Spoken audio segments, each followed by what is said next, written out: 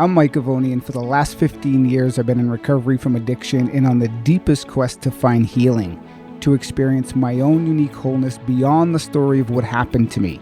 By taking an integrative, holistic approach to experience transformation, I bring you the Healing Beyond Recovery podcast, a show dedicated to people in recovery who are looking for deeper healing and transformation. Hello, everyone, and welcome to another episode of the Healing Beyond Recovery podcast. I'm your host, Mike Govoni, and I'm really excited you're tuning into today's episode with special guest Rhonda Nelson. I first met Rhonda when she appeared as a guest speaker for the Salt City Psychedelic Therapy Training Program, an online training program that I was attending that teaches psychedelic education and the therapeutic benefits of using psychedelics to promote healing, a topic that we will be discussing more in greater detail on today's show. Rhonda Nelson is a trauma therapist who lives and practices in Alberta, Canada. She facilitates the Compassionate Inquiry Professional Online Training Program, a psychotherapeutic approach developed by Gabor Mate, who is a world-renowned author and speaker on human development and addiction. Rhonda has worked in parenting and addiction for over 15 years, and through the University of Calgary, led by Dr. Dorothy Badry, she co-created and conducted a province-wide research project exploring mothers in addiction. She co-wrote the project's findings in a book called Mothers, Addiction, and Recovery, Finding Meaning Through the Journey, published in 2018. Rhonda also works with people in the plant medicine community using compassionate inquiry, internal family systems, or IFS, and emotional-focused family therapy to support integration.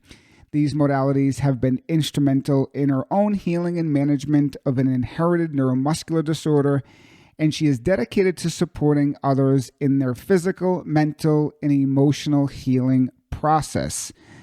I'm excited to bring Rhonda to the show today, and without further ado, Rhonda, welcome to the show. Thank you. We first met, you were a participant on the Salt City Psychedelic Therapy Program that I was attending. And what really drew me to you was your presence, was your background in internal family systems, your background in Gabor Mate's work, Compassionate Inquiry, and just overall, what you've had to overcome to be who you are today. I think what draws me closer to people like you is you've had to go on your own healing journey. And from that journey, I imagine, and I can only speculate, that it's opened you up to different levels of consciousness, to maybe more compassion, both self-compassion, compassion for others, and probably, if I had to guess, makes you a better practitioner.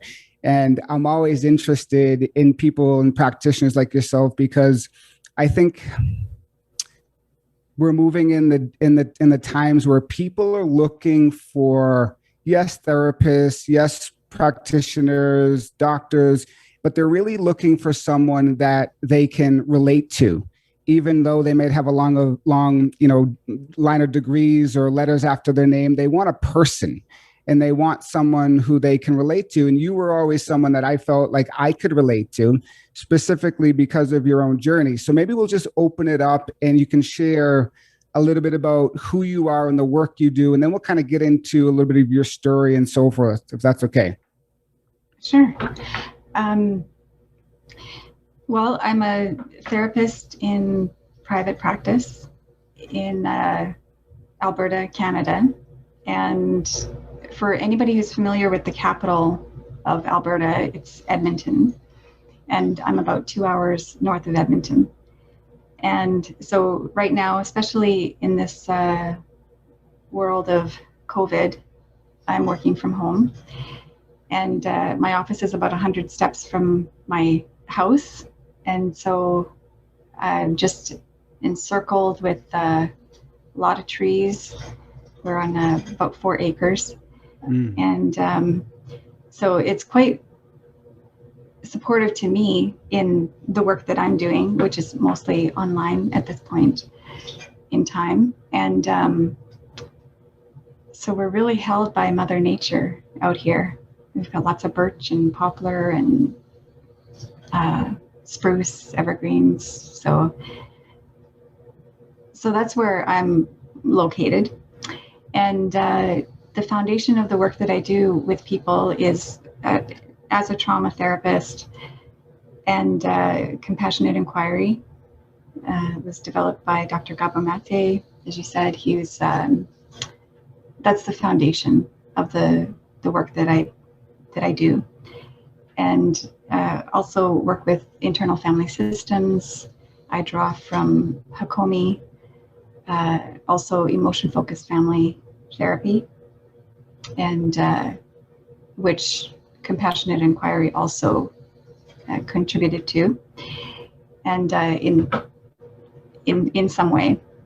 And so it's just a complement of ways of working with people to really show up and be present to what it is that they're experiencing and what it is that they want to get out of the work that they're doing.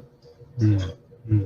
Beautiful. Yeah. So it sounds like you have a lot of different modalities, like myself, that you blend into your work with your clients, which I think is really beneficial. I like to say to people that come and potentially work with me is I'm not a one-trick pony. And that sounds like you're not a one-trick pony either. And you have all these beautiful modalities, including, like I said earlier, the platform we met on was on a psychedelic platform. Like I said, the Salt City Psychedelic Therapy Program, which we'll get into. And for the listeners, this podcast and my work is based in recovery. But as you know, and I know, we're headed into the age where psychedelic therapy is really showing, promising outcomes for PTSD, for trauma, for addiction. And I want to get into that a little bit, but maybe before we go there, can you share a little bit about your story dealing with chronic illness and how that's been your doorway to greater healing and awakening? Sure. That actually starts with exploring addiction, even before the physical illness. When I first came across this work, I was an addictions counselor, and I was also married to my former husband, who was addicted to drugs and alcohol. And so I went to this workshop on addiction that was, and I didn't know who Gabor Mate was at that time. I just went to a workshop on addiction. And I walked out of that really understanding not only addiction from the perspective of the person who experiences the addiction. And I'm thinking at that time, I had just been separated from my former husband for about 6 months. And I walked out of there understanding him in a different way. And then from there, and then also in the work that I was doing as an addictions counselor. And so then that led me to, I had bought the book In the Realm of Hungry Ghosts, Close Encounters with Addiction. And that led me to When the Body Says No, which then became my workbook. And I treated it like that. I read the book. I began to do what I didn't know I was doing at that time, but I was essentially doing self-inquiry and really using the material in that book. And I looked up all the YouTube talks that I could, just really understanding what exactly my experience in this life has been and what is it that my body was saying no to.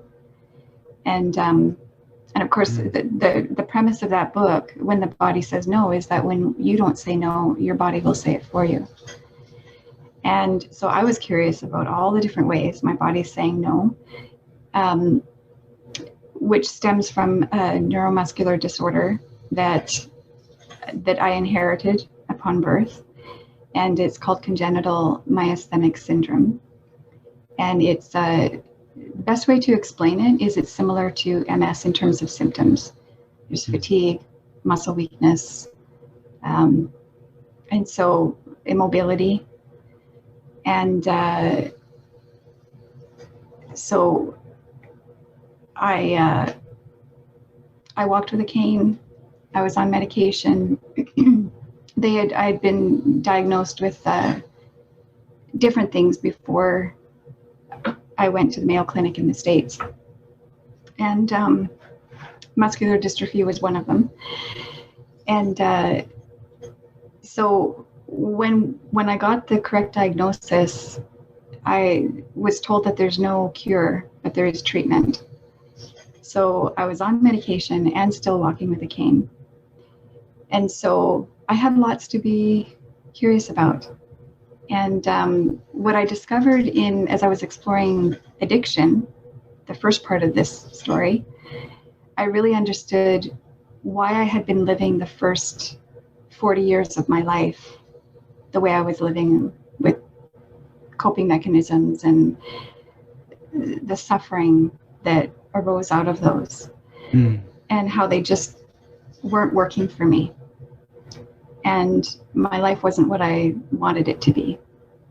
And so then I was connected to this possibility that, well, if I understand how I've been living the first 40 years of my life,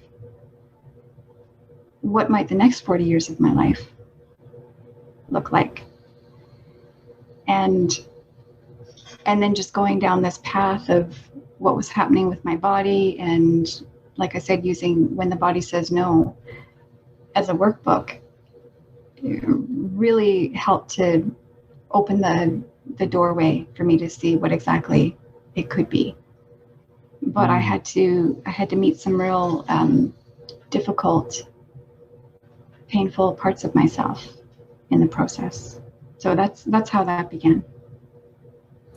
Yeah, and it really brings me back to my training in mind-body healing, with the biography and the biology are connected, right? What happened to us in our early years, specifically a lot of us who are struggled with addiction, adverse childhood experiences, and how that shows up in the body. Now, I don't necessarily look at addiction in the disease model, but if you do, I mean, that could be a representation of how it's showing up, or just in general sickness, illness, when the body says no.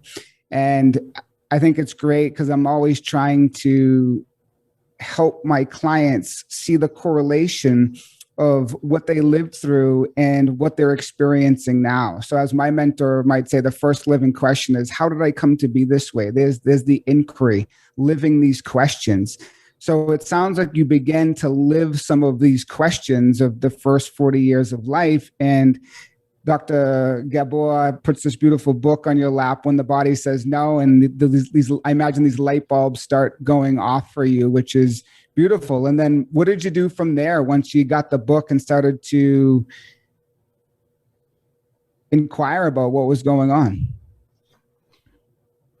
Well, once I began inquiring, I've got, my journal is full of processing the material. And, you know, it was, there was the overt trauma. When we think of trauma, there's two types of trauma. So one is the overt trauma, the things that happen to us that are observable, that we can see in the adverse childhood experiences. When the child experiences physical, sexual, emotional abuse, divorced parents, an addicted parent, a jailed parent, all of those adverse childhood experiences. And then there's the trauma that is the developmental trauma, which is when these are things that are unseen, and so a bit harder to locate and or to find. So and really one way of summing that up is to say that, you know, there's the two types of trauma. The one is when bad things happen that shouldn't, and the other trauma when good things that should happen don't. So just doing this inquiry with myself and getting to know myself really supported. The only way that I can describe it is just it supported some kind of a shift that was happening inside of me, an unburdening of something. So I could let go of this, to some degree, I could let go of this belief that somehow inside of me, I'm just fundamentally flawed. And because I realized with all of the adaptations, parts of my personality that I developed, really got developed for a reason. They served a function. They protected me in ways growing up in childhood. It's just that as an adult, they were no longer working for me. And so, but something in me, when I'm coming to process that in that first year and working with that book, it just released me somehow. I was actually, just looking at it's how clever as young children we are to come up with these ways of surviving in an environment that we needed to rely on ourselves, to survive in. So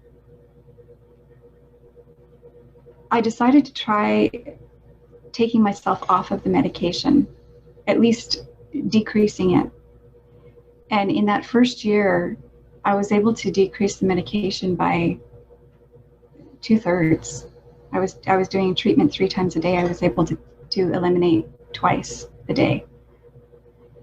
And so just by virtue of the self-inquiry and to getting to know myself and these coping strategies was enough to loosen the grip. And and then from there, I about a year later, I went on retreat. I became very interested in plant medicine, ayahuasca, because I was really noticing that in my inquiry, there was just something that I wasn't going to get the answer from out there. Although, like I said, this material, all the information that I was getting was very helpful to me. And but if I really wanted to get to the core of it, I was going to have to really be supported to look inward. And I didn't know how to go that deep just on my own. And is that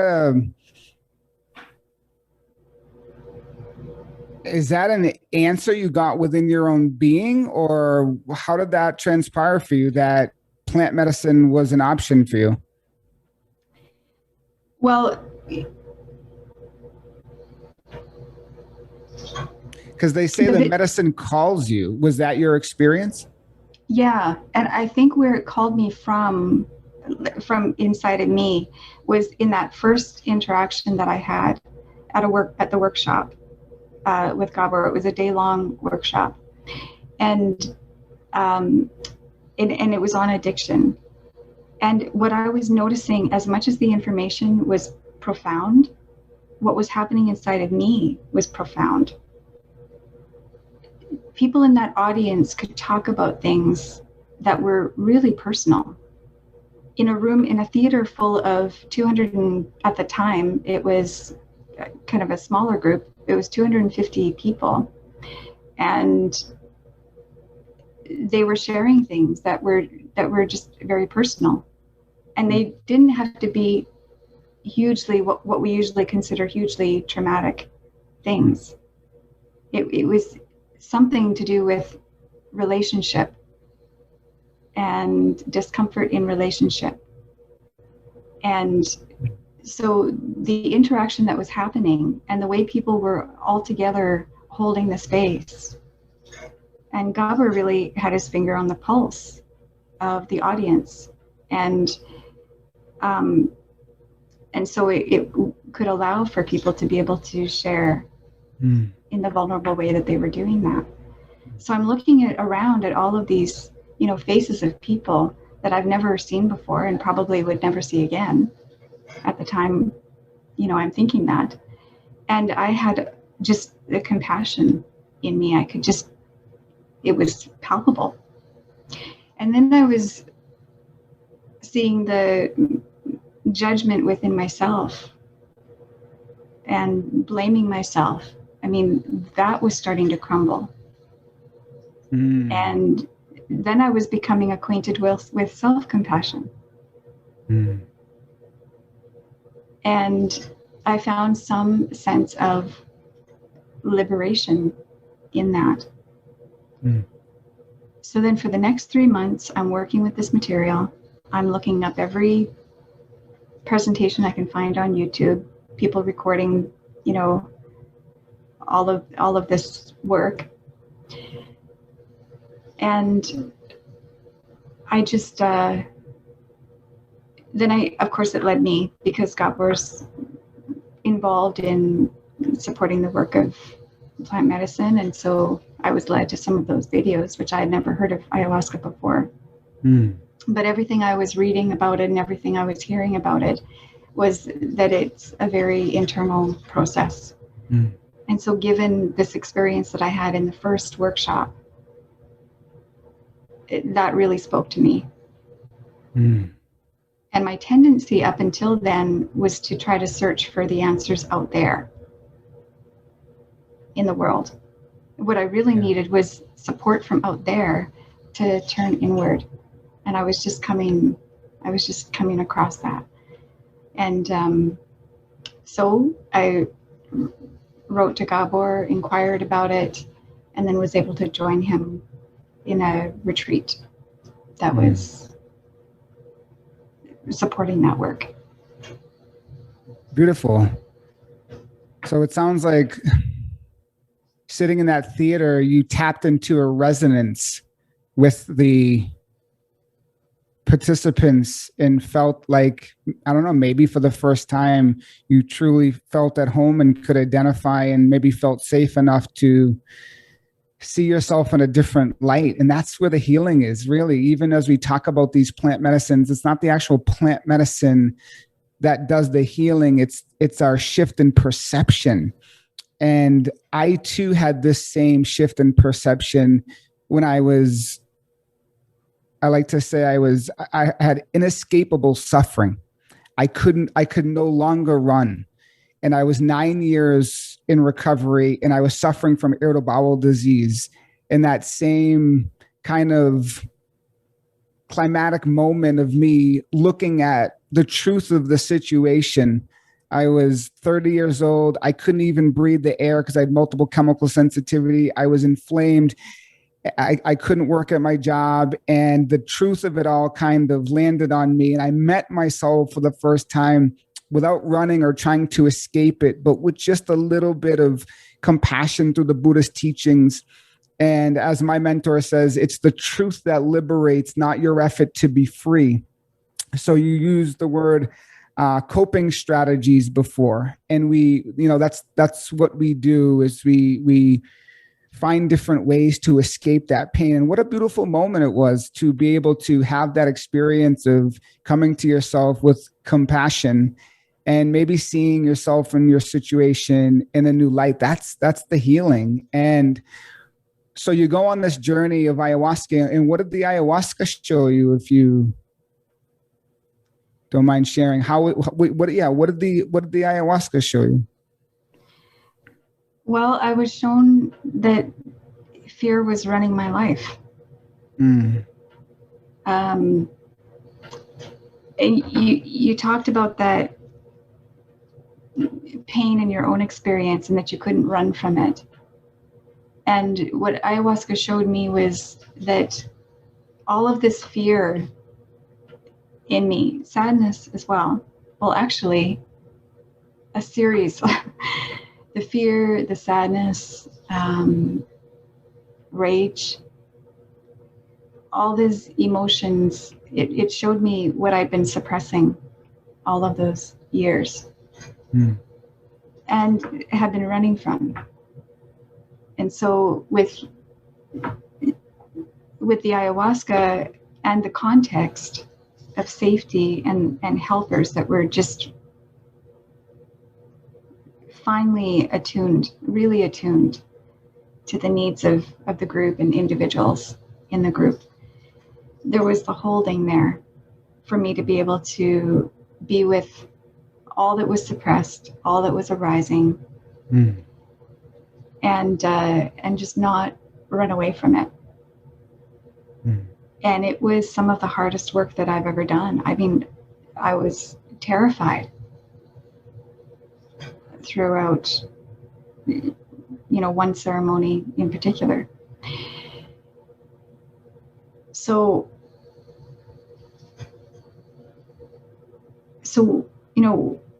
what was the good of that? At the time, it doesn't feel good. It doesn't, but it's a process. And I had to go through a process of really recognizing my feelings. And somebody asks me, how do you feel? Am I actually able to tell them? And so, and when I arrived at the retreat, I arrived on a mule. So while I had decreased the amount of medication that I was taking, I was still reliant on support when I would have a flare-up. And I was still on at least one dose of medication a day. And I went there because the doctors told me there's no cure, but there is treatment. So I didn't go there for physical healing. I went there for emotional healing. And what I found was that by going through that deep process with the plant medicine, that opened something up for me to be able to see myself and what I've been carrying all these years in the context of safe holding and deep compassion and being responded to in the way that I needed to be responded to. Then just in my raw form, I left the retreat and went home. And I began to do a lot of reading, a lot of meditating, being with, using the tools that I had gained to be with emotions that were still there, and that I was able to work with. I was able to be with them. And 6 days after I arrived home, I was able to put the cane away. And at that retreat was the last time that I took the medication. That was in 2015. Wow. So it's been just over 5 years. Congratulations. Thank you. That's not to say that it's a complete and done deal. I still have flare-ups. I still have symptoms. But when they arise, I know what they're about, and I'm able to integrate them. Yeah. So that fear that I've been running from all my life, now I have fear and courage to be with it consciously. And so when I have a flare-up, if I'm conscious and paying enough attention to my body, then I'm with it. Yeah. And yeah, thank you for sharing that. That's beautiful. I can relate to that so much. And for the listeners, you might be thinking, well, I'm not sick. I suffered with addiction. But what Rhonda's sharing right now is to keep it simple, the issues are in the tissues from trauma, and the traumatic activation that is still in one's nervous system that can still be present long into the person's life in recovery can still cause them to seek outside of themselves through the coping mechanism, habitual behaviors that lead to more suffering. And what we're talking about here is engaging in the shift of our own consciousness to support healing. So rather than habitually relating to that fear, that rage, sadness, you're now working with it, standing next to it, befriending it, right? As we get into the work of IFS and compassionate inquiry, it's we're relating to our experience in a new way, and that's the healing. In relating to the experience in our own bodies, which is the medicine. So let's venture maybe into talking about compassionate inquiry and the work you do. Now, do you work with Gabor, or do you just work as a trainer or facilitator in his program? How do you work with him? I'm just curious. Yeah, so the compassionate inquiry is, there's a couple of different versions of the approach. And one is a facilitated version, and I'm a facilitator in it. And then there's another version, which is a self-study version. And people that have that version, you've got it for a lifetime. And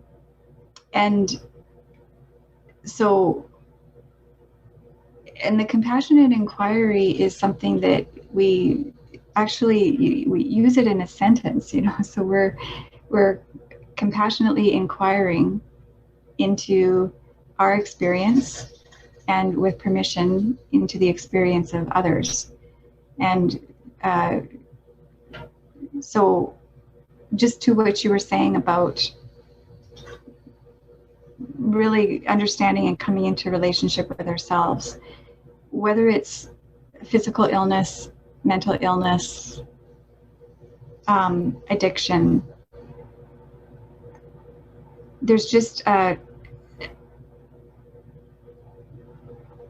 inherent in compassionate inquiry is an understanding that, and a position that nothing is wrong, that everything that arises, there's a reason for it, there's a function. So whether it's,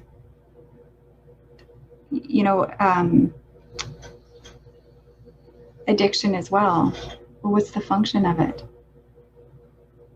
And to really know what it is that for us to do, we have to first be able to look at what's actually happening. So what is it that the addiction, the substance or the behavior, what is it that it's trying to do? And I think that your audience, this is the paradigm shift that's happening in addiction, and the perspective on addiction. Your audience is probably familiar with that. So we just understand what is the function of it, and just the same as we might inquire, well, what's the function of this way that my body is saying no? What's it saying no to? And so in the course, it's divided into different levels. And so the first level is with a focus on self-inquiry. So we utilize the material as a way to look at ourselves. And the second part of the course is on skill building. So then we focus on enhancing skills, and also inviting into that development what has happened or what has emerged as a result of your own self-inquiry. So, and this is ongoing, the work that we do on ourselves, it informs the work that we do with other people. So it's that self-inquiry is a complement to the skill building. And then the third part of the course is integrating the two, and looking at blocks within the self when it comes to working with other people, what comes up for us in our work with others. And again, that's ongoing. So as an individual, would the skill building be like ways or new ways you're relating to your experience, like building new skills as you inquire about what's here? Or is that the first step? So the first step is a process of self-inquiry using the material in the course, which are qualities, skills, and stepping stones specific to compassionate inquiry. And the skill building piece is now being able to take what it is that you've worked with for your self enhancement and self development, your own process, and then working with others. Okay. Connecting to qualities within, with compassion, empathetic, abiding presence, attunement, and just holding the space for somebody else and using that material. So it's for both personal and professional. Yeah, and compassionate inquiry is almost the opposite, or not almost, is the opposite really of what we do in active addiction. In active addiction, we totally run away and seek something from external to put in our bodies to feel different. And addiction comes with all sorts of beliefs that reside deep in that subconscious that have to be brought up to light, like I'm unworthy, I'm unlovable. And to be able to turn to ourselves with, sometimes I just tell my clients, just kindness. Let's just try kindness on for a sec. Because sometimes when you say like compassion or love, it's like, woo, like that's too much for them. They're like, love myself. What do you mean? So I remember in my journey, I found myself in meditation halls practicing what we call in Buddhist or the Theravada tradition, metta. It means loving kindness in the Buddha's language of Pali. And I would be practicing this metta and turning to myself with these phrases of kindness. And the metaphor I used to use or think, it was like my heart was a frozen steak. And I would be warming it up with these words towards myself of goodwill, of, may I be free from suffering. May I experience deep joy. May I live in love and compassion. And this was a radical new way of being.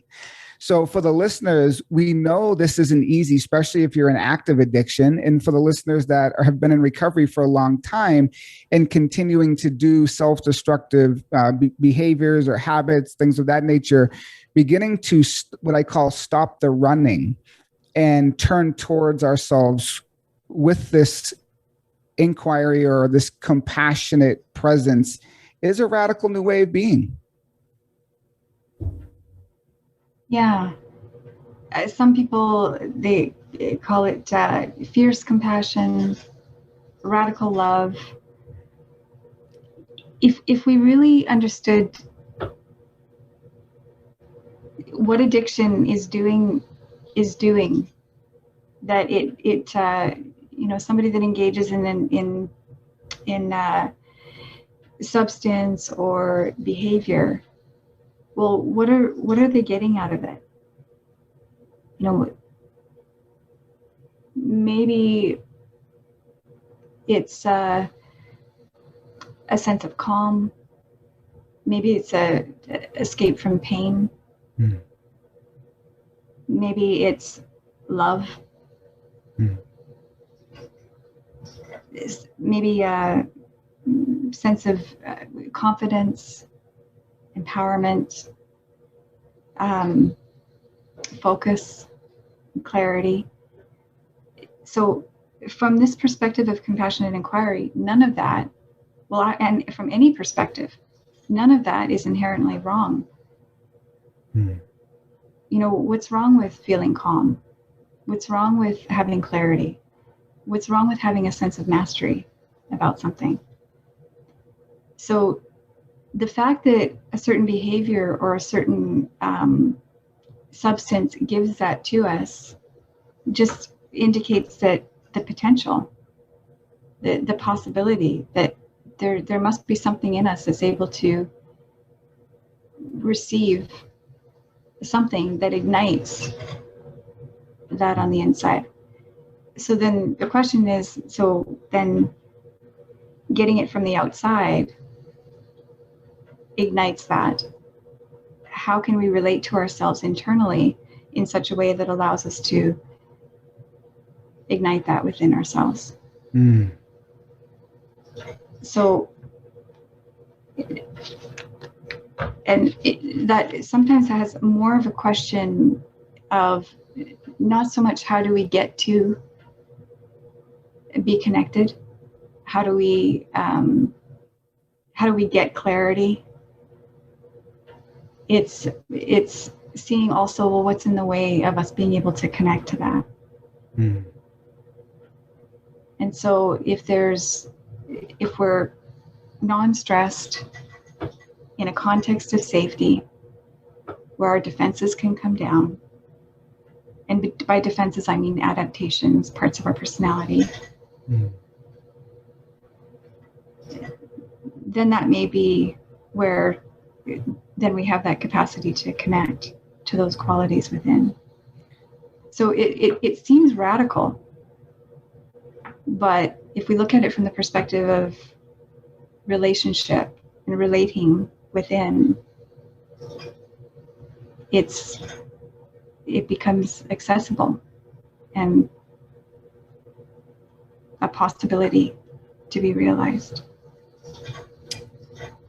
Absolutely. And what I find so interesting is, what does it take for us to get to that point where we're ready to take that step to actually stop the running and go within to relate to ourselves in a new way, to experience deeper levels of consciousness and awareness about self and what's actually going on here? Because for me, it took so much pain that I can't believe that other people get that dose of suffering too that I got. But as Pema Chodron, the Buddhist monk, says, you know, we all get what we need to wake up. And Rhonda and I's gift to come back to the present moment and awakening was the call of illness.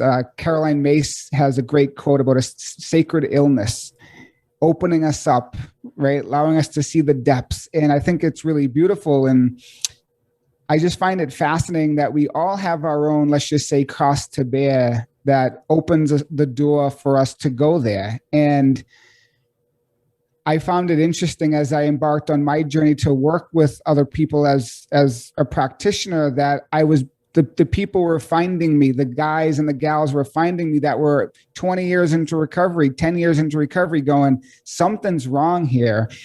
I don't know what it is, but I'm suffering so much, and let's explore it. So it's beautiful that there is a framework like CI, compassionate inquiry, that Gabor has put together in the work that you're doing. And I'm just curious about your take on, have you been seeing a lot of people really interested in using psychedelics as a way to go deeper? And do you do that integration work in your practice? Yes. Yeah. And especially we're seeing a lot of people who use compassionate inquiry as a way to help them process what has opened up for them in their plant medicine experience. Also IFS. And from an IFS perspective, will also just in general, from a parts perspective, if we looked at parts within ourselves that are vulnerable, that are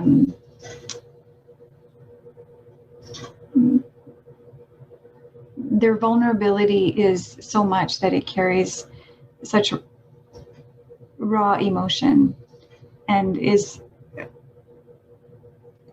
often too painful and can be overwhelming.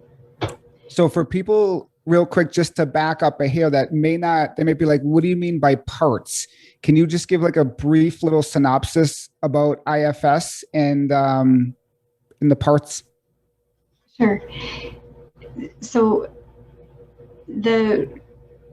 within IFS, we can think of parts of the self.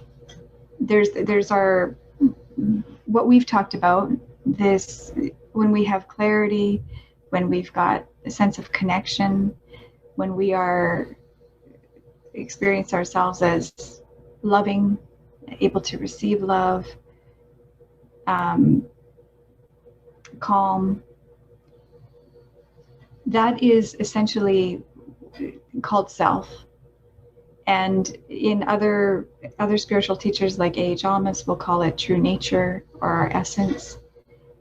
And so that's in us, sometimes not accessible because there's other parts of ourselves that are in the way. And those parts we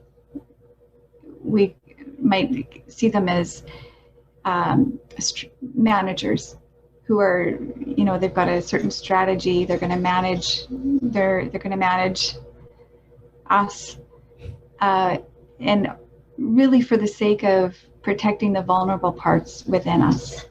Those vulnerable parts within us are the ones that carry the suppressed feelings and emotions that we're just, as children, we could not express because our parents or caregivers couldn't handle it.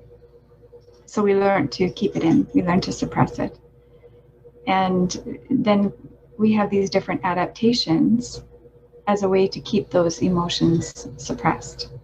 So when we talk about parts, we're talking about aspects of our personality that really exist and were originated with a certain function to protect our vulnerability, because it would hurt too much to be vulnerable.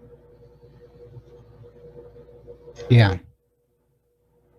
So the work in terms of how it complements the plant medicine work, what the plant medicine does is lowers the defenses or those adaptations so that we can really look at suppressed emotion that we've been running away from all of our lives. And so once, and if that's done in the proper context, in the container of safety, then those defenses aren't really needed, so that those repressed emotions and sensations, they can arise, but they can be held by others who are there with a genuine and sincere desire to be as present to you as possible and to support you through that process, so that as an adult you can go back to those early experiences, but now through the eyes of an adult, and be supported to hold those difficult emotions. And so then the work of IFS, through that integration period, and CI as well, and other modalities, but specifically those two, we've heard are really supportive to people's integration. So there's already an understanding of different aspects of the self that the plant shows us that we can continue to work with and support as people integrate. Yeah, beautiful. And Rhonda and I, what we're talking about here in this container is a container of safety, is when the medicine is used in the right context, so the right set, mental mindset, right, intention, setting, the right dose, the right guide, the right sitter. All of these must be met for this therapeutic healing experience to really take place for the individual. I know for many years, if you guys want an example of a protector part, I was in the gym twice a day, building up my muscles, right? Building up my armor. And I never really knew what I was doing because once again, it's unconscious. A lot of these patterns are unconscious to us.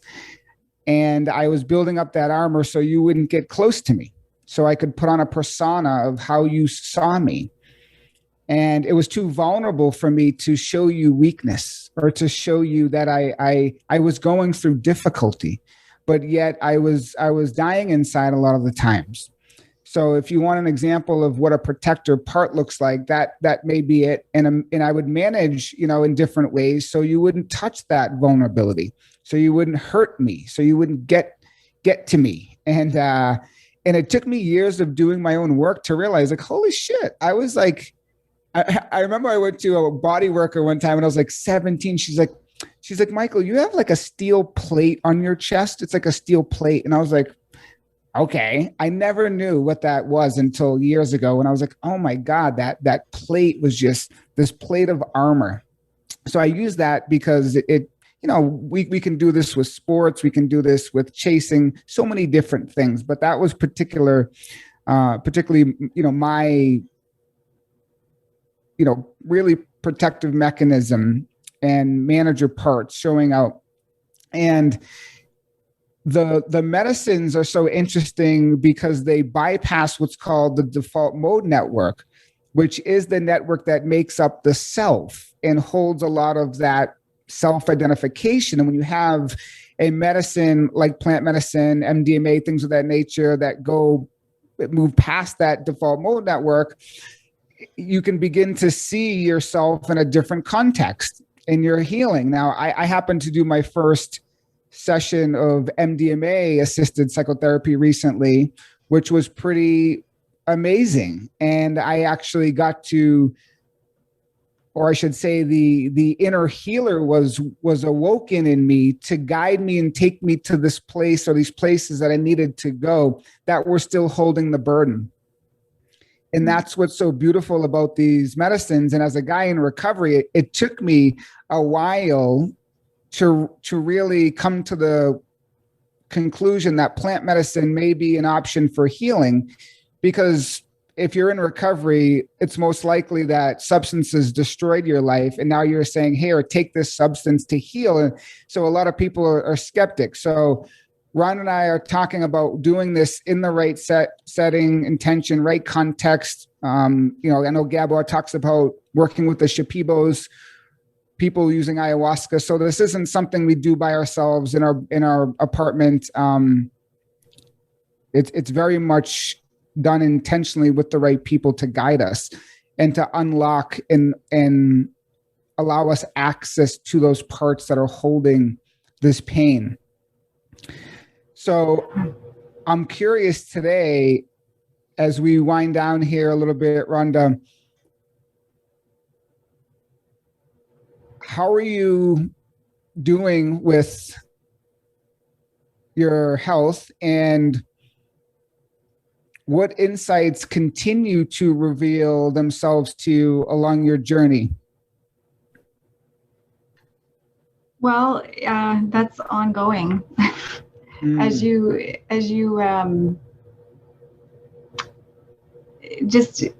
asked that question, I had a myasthenia flare-up last week, and what I do for the work that I do, I really enjoy it. I love what I do, and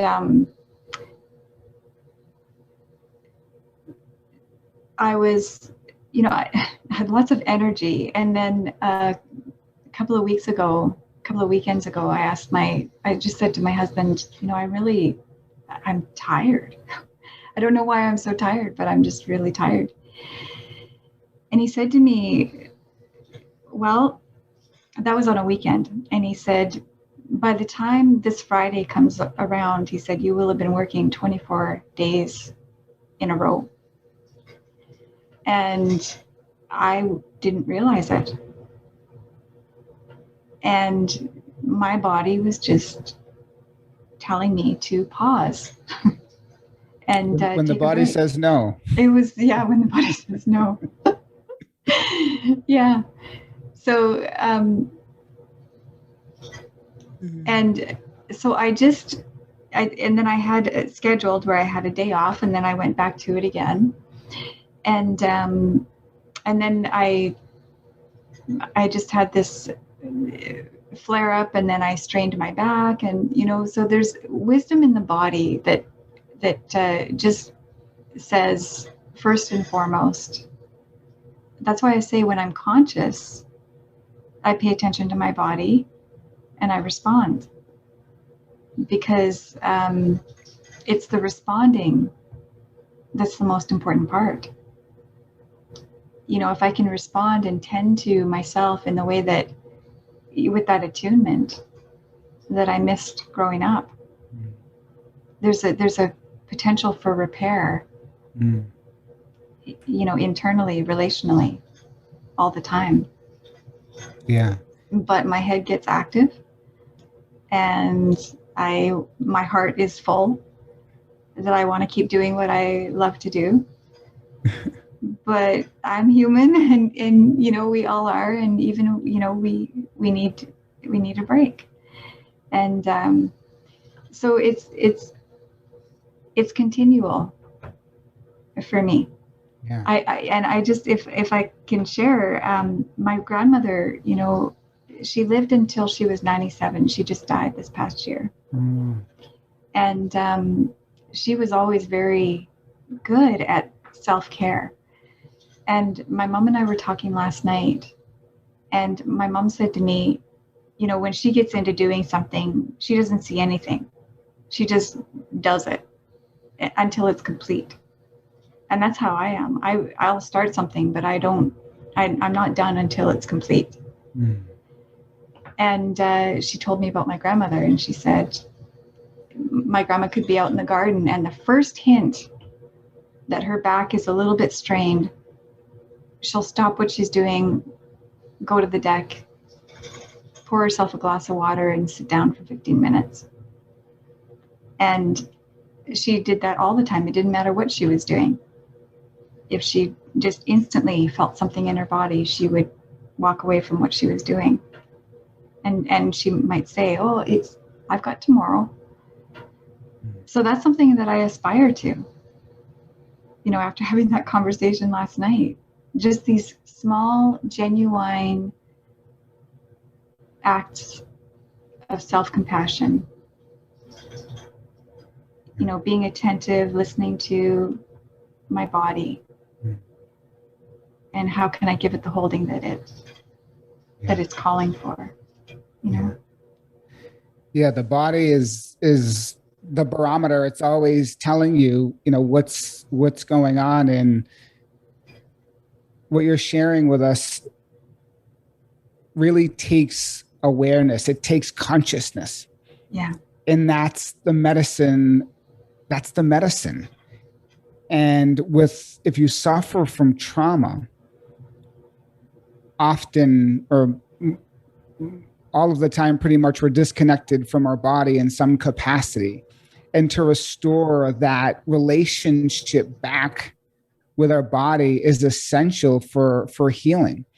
And I aspire to be like your grandmother, because I had my gas pedal to the floor for so many years. And now I have to listen to it. Once again, illness as opportunity to awaken consciousness. What's the message, right? All the symptoms have a message and a means. Can we listen? What's the craving saying? What's the habitual tendency to lean towards that behavior that's causing suffering? right? Can we listen to it, right? The parts of us that hold the wounds also hold the wisdom. So awesome. I too have been off medication since 2014. Huh. And I, I'm one of those guys where, I had all the signposts, blaring, stop, stop, slow down. And I just kept blowing by them until the illness came. And that was the real calling home to myself, to the moment for the first time. Mm-hmm. And that was 9 years sober. So it's never too late. If you're in recovery, you've experienced enough suffering to awaken, to bloom your lotus. So I really think that the recovery community is desperately seeking healing. And like you explain here so beautifully, is it takes deep awareness and consciousness to unlock and unburden those parts of us that are holding the emotion, the pain, the dis-ease. And when we do, it's like, it's beautiful. We can rest. Yeah, absolutely. And if I could come back to your point about what is the medicine? We call it plant medicine, and it is. But the medicine is really in slowing down and being able to notice what's happening. The plant medicine is the opening, but it's also, not everybody has access to plant medicine. It's not legal everywhere.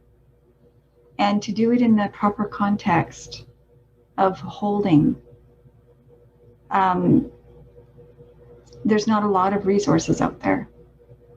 So it may not be accessible to everybody, but modalities in general, whether it's yoga, meditation, other therapeutic approaches, there's an opening that can happen for people. And then it's the holding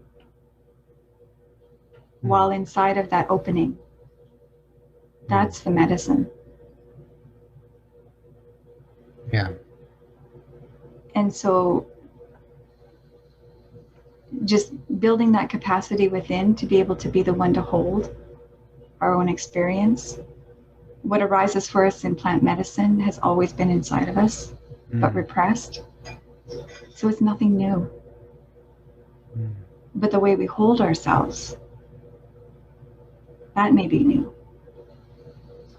And until we can do that for ourselves, then we, reach out to people that we trust to help us to hold what's there. So it's accessible to all. That capacity for healing. It is. It is. As I like to say, you can heal no matter what your story may be. I'm proof of that. You're proof of that. And once again, it's not everything's perfect. It's a different relationship. And like you say, the holding, which makes all the difference. When you have a flare up and you hold it with a sense of compassion, take a step back, give yourself space. When I have a rumble in my belly, right, or a little inflammation in my colon, when I slow down and I say, okay, colon, what do you need from me today? You're clearly telling me something. What do I need to do? And with my own compassionate inquiry, I can actually engage in the reducing of inflammation. I can take some turmeric. I can take some ginger tea. I can sit down and meditate. You can do your self-care practice. And that's the beauty. And thank you for painting that beautiful picture so eloquently about really, it's all about the holding. Yeah. And as we wrap up here a little bit, Rhonda, where can people find out about you, your work, compassionate inquiry? Where can you direct them? Sure. I don't have a website, but you can find me at the website of Compassionate Inquiry. So it's www.compassionateinquiry.com. And of course, there's so much. There's actually also somebody who really saw what Gabor was able to do with people. I mean, at the time, this was just something that he did, this way of working with people. And lots of people would ask, do you have a booklet of, at least they would come to me and they say, does Gabor have a booklet of, or a book or something that has this way of working? I've also heard, well, I was reading in the books and I didn't see, where his approach is, but he hadn't written it down. It was just the way that he worked. And so Sat Dharam Kaur, who developed a program called Beyond Addiction. It's a yoga pathway to beyond addiction. She just saw something in Gabor's work and put it to paper. And so she's the co-developer of the course, along with Gabor. It's Gabor's material, and she created a context around it. And so if anybody is curious about that, beyond addiction, in the context of yoga, and also self-inquiry, they can find her on the website as well. Don't know the exact address, but if you just punched in beyond addiction, it will come up. So yeah, those are a couple places you can find this Beautiful. material. Beautiful. Thank you once again for everything you've had to go through to get you to where you are today, to really, be a light and to be able to serve so many people. I often thank people's suffering, because I think our suffering can be the greatest catalyst to bloom our lotuses in the world. So thank you for really taking care of your suffering and bringing your medicine to the world. Thank you, Mike, and thank you. A great story. Thanks so much. Thank you. I want to take a moment to say thank you for tuning into today's show. Also, if you enjoyed this episode, I'd kindly like to ask that you share it with a friend. It's important to share as much information and, of course, real-life experiences that have supported people on their healing journey, such as the one we heard today from Rhonda. Also, I want you to be on the lookout for the next show's release on the Healing Beyond Recovery podcast with high-performance health coach and educator Ronnie Landis. Ronnie is a speaker and author and is currently in the process of writing his new book, How to Have an Addiction-Free Lifestyle, which will be talking more about his approach, including his dopamine reset program, on the next show, so stay tuned. Once again, I want to say thank you for listening to the Healing Beyond Recovery podcast, and remember, you can heal no matter what your story may be.